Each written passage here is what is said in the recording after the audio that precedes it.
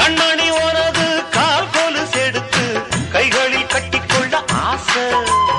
என்னமோ மாறுது புத்தி உனக்கு, என் குங்குமம் எங்கேயோ ஒட்டி இருக்கு.